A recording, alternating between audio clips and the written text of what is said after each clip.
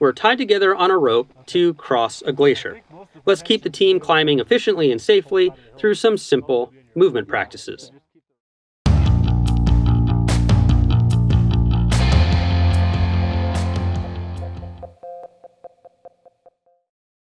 Hello again, I'm Jason. We are continuing our Glacier Travel series. There's a link in the description. And now that we are roped up, let's start talking about moving as a team. In some upcoming videos, we're going to talk about running belays and crevasse crossings, but for those things to be done effectively, we need to first know the basics of moving as a unit. The first principle of moving on a rope team across crevassed glaciers is that we must manage the rope slack. We certainly don't want it too loose. If we have slack in the system, we are lengthening any crevasse falls. But we also don't want the rope to be too tight. If we are too tight, we are going to find ourselves accidentally tugging on each other. The climbers behind might halt the progress of those in front, and those in front might be pulling on and against those behind. Piece of cake, right? Well, now add in terrain shapes. Let's start with a simple change from flatter terrain to steeper terrain and back to flatter terrain. As the first climber starts moving on the steeper section, they are likely to slow down. Well, that means the climbers behind need to slow down too, even though they could easily move more quickly on the flatter surface they still occupy. And as the lead climber crests the hill and gets to flatter terrain again, they cannot speed up. Why? The climbers behind them are now on the steeper section and moving more slowly. Let's take a look at a turn. As the lead climber moves across the team formation, the rope will not be moving forward at the same rate. So the trailing climbers need to slow down, stop, or if the turn is sharp enough, potentially back up in order to keep the rope from going slack. But there is more to efficient travel than just modulating speed. We did a short a while ago on improving steps on snowy terrain. Well, the same principles of efficiency apply. It takes more energy to break trail. If we all use each other's steps, the following climbers can conserve more energy that can then be applied to taking their turn in the lead or carrying more gear or whatever the team needs. So, climbers need to consider stride length. The shortest stride on the team may dictate, and those who are taller may want to consciously reduce their stride length in order to create steps that are of use to shorter teammates. We know that long strides use more energy because they demand throwing out away from our body and pulling back our feet, weighted with big boots and crampons.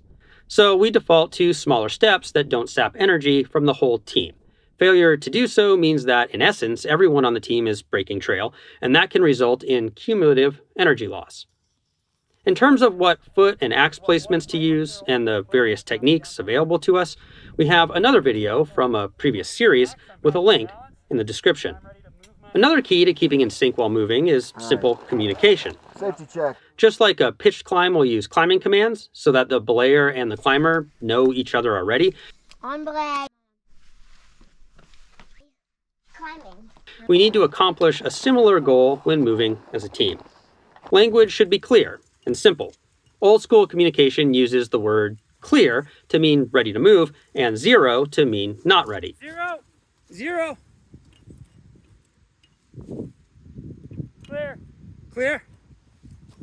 The reason is that the words don't sound alike and they aren't likely to be misinterpreted. Similarly, sticking an axe up in the air is a signal meaning ready to move. Both arms out means stop or not ready. And in case of some kind of accident, like a small slip or something, tapping the top of the helmet is used to signify that we are okay.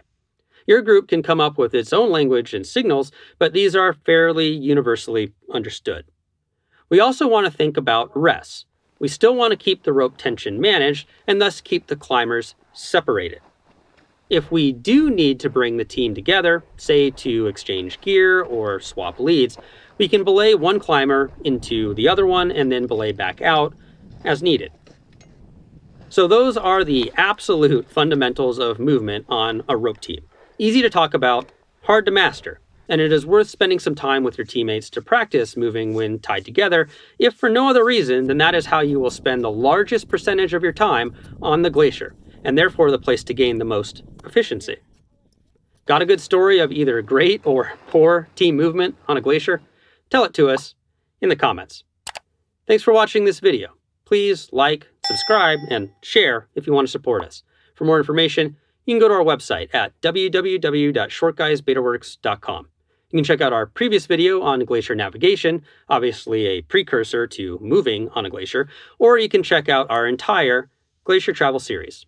We'll see you next week and keep on getting more out of that big outside.